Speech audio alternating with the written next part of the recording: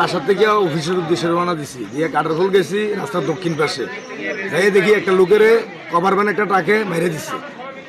দিছে আমি লোকটারে আমি তারা ডাক দিয়ে বললাম যে তোমরা সাইড করো, আমি গাড়িটারে আটকাই। আমি যে গাড়িটারে বরগোবিন্দপুর আটকাইছি, আটকাইয়া আমি ঘুরে আবার ড্রাইভার নিয়ে এসে দেখি যে ফেরে রয়েছে, কেউ ধরে না।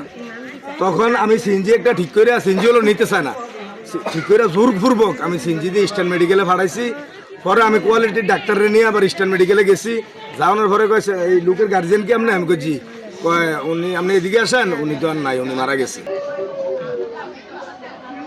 ও বনভূত, ও বাবা, বাবা গো, ও বাবা, তুমি কই গেলা গা বাবা?